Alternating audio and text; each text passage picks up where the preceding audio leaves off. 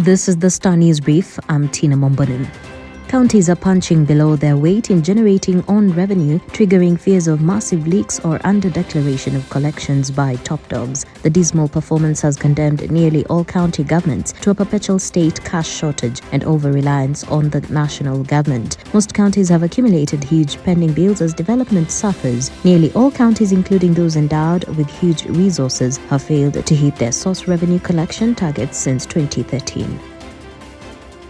Get a copy of The Star by subscribing to our e-paper for only 40 shillings by logging on to www.mgazzetti.com.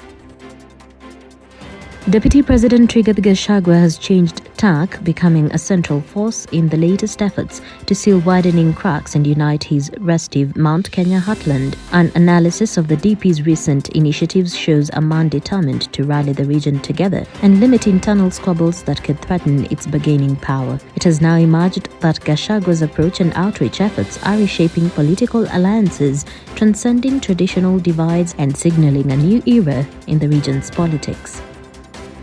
When Silas Igweta walked down the aisle with Grace Rigiri on July 27, 1959, they both committed to the marriage vow of "till death do us part."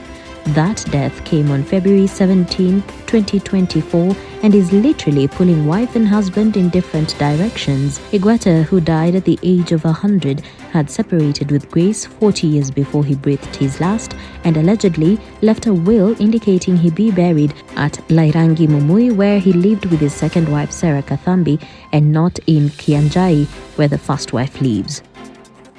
The world is getting fatter and Kenyans have not been left behind, the World Health Organization says. A new report released last week shows that in 2022, more than 1 billion people in the world are now obese. The study also shows that even though the rates of undernutrition have dropped, it is still a public health challenge in many places, particularly in Southeast Asia and Sub-Saharan Africa. The Kenya Demographic and Health Survey 2022 showed 45% of women aged 20 to 49 are currently obese or overweight, up from 38% in 2014.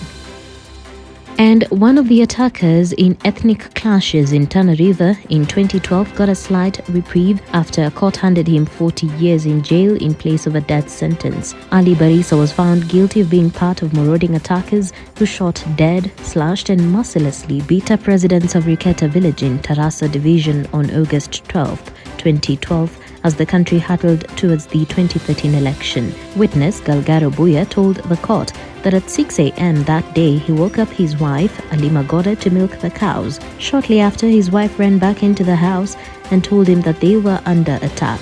Together with their children, they ran away. Get a copy of The Star by subscribing to our e-paper for only 40 shillings by logging on to www.mgazzetti.com.